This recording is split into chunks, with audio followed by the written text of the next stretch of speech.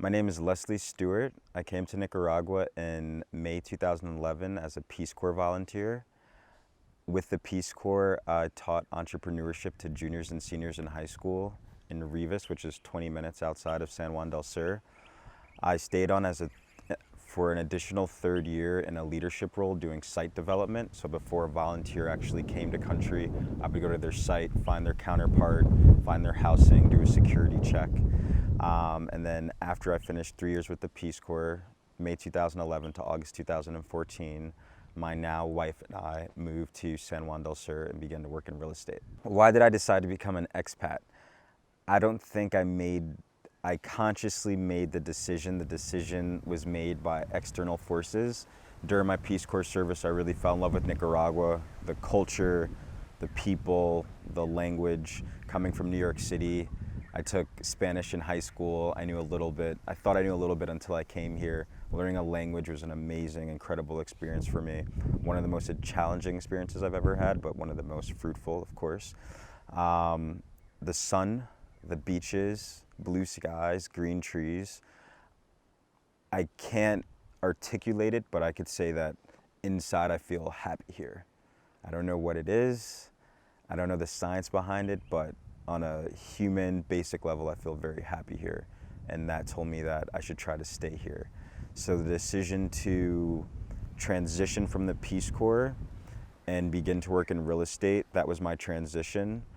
We worked very hard at it. Thankfully, we've been somewhat successful. So that's how we built our expat lifestyle here. But it wasn't a decision when I was living in Los Angeles saying, I'm gonna leave the US and live overseas. I wanted to stick my toe in the water. I wanted to help, I wanted to give back, which is why I did the Peace Corps. Never in a million years thinking that I would stay in Nicaragua working in real estate, which is what I was doing in Los Angeles. I thought I would come to the Peace Corps, do my service, get an MBA afterwards, and go back to the corporate world. After being here for a year and a half, I realized I never want to spend my days stuck in front of a computer in an office with the AC humming behind me. I just knew I didn't want to do that. So then the question becomes, how do I create a lifestyle that allows me to be in a beautiful country with weather I like, with a culture that I like, and also be sustainable in terms of making income and impacting the community and helping others. And that's something that we've been able to accomplish via real estate.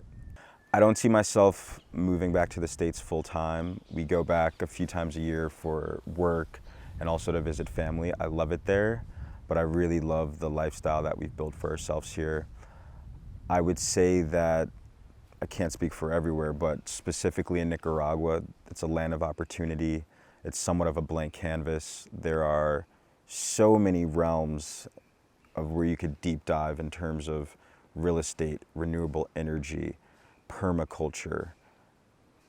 It's endless. So before joining the Peace Corps, my college friends and I always had the mantra, design your life, create a lifestyle that's based around the things that you love doing.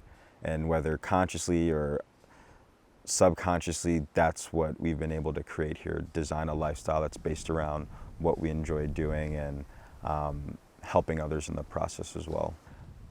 When I joined the Peace Corps, the reaction was overall positive. There were certain people who said, you spent, at that point in time, I was in LA for about 4 years, so whenever you move somewhere, I'm from New York, whenever you move somewhere new, it takes a couple years to get established, to get in your groove, to build a network. So right at the point where I had reached the sweet spot in Los Angeles, I was picking up and leaving. So I had a couple of friends who said, you just built something really beautiful, don't leave. But I was content, not happy. I felt like I was taking the easy route. I could clearly visualize my life for the next 10 years, and that was somewhat scary to me. Where was the surprise? Where was the unknown? So overall, the reception was positive that I was joining the Peace Corps. When I finished my Peace Corps service and said I'd be staying here, of course, a lot of people were shocked and said, are you sure you want to do that? A lot of people who hadn't visited. So you're talking to someone on a phone, they're looking at pictures, you're sending an email, it's hard to capture what you're actually feeling in the moment in country. So my parents were very supportive, the majority of my friends were supportive, but there's always naysayers and there's always haters and people who don't want you to do what you should do for you. Key piece of advice for someone who's looking to move outside of the US, number one, be respectful of your host country. We are guests in these other countries, so learn the culture, attempt to learn the language, and learn the cultural norms. It's very important to integrate into the community, be a part of the community, and not, I don't even like to view myself as an expat. I am an expat, but I view myself first as a member of the community. And I think that would be the best piece of advice I could give. View yourself as a member of the community, participate in the community, give back, and treat others as you want to be treated. My advice for someone who's looking to come to Nicaragua as an expat is come and visit, check out different areas, get a feel for the culture, take some Spanish classes, and just dive into it. It's a very beautiful country. The people are extremely welcoming, very friendly.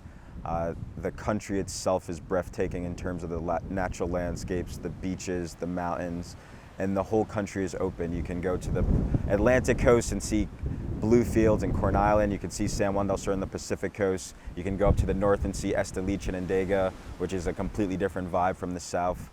So come with an open mind, an open heart, and with good intentions, which is the way I think you should enter any place in the world. What I can say is Nicaragua is a very welcoming and giving place, and it's been extremely kind to myself and my family. Challenges when you're, I can speak very specifically to challenges of starting a business as an expat or running a business as an expat. When you're not in a typical 9 to 5 setting, you're building something from scratch. So just like building a business in the US or any other part of the world, you have to work really hard. So the expat life is very nice. We live by the beach, you know, we eat farm to table and blah, blah, blah, but it's a lot of work to get to that point. It's a lot of work to create something that's worthwhile. So in terms of a challenge, I would say don't expect, certain people are going just to live beachside and relax and read all day. If you're looking to do that, I imagine it's a little easier. If you're looking to build a business, just be ready to work.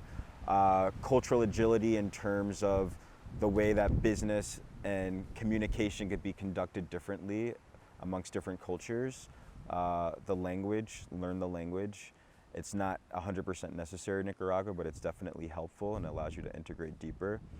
And I think locals view you in a different light when you can speak to them in their same language, just as us being in the US and having someone speak to us in English. Yeah, just go do it. Don't overthink doing something new. Challenge yourself. Step out of your comfort zone. The challenges are the opportunities. The challenges are what make you. Step outside of your comfort zone. Do something new. You can always go back and crash on your mom's couch if things don't work out.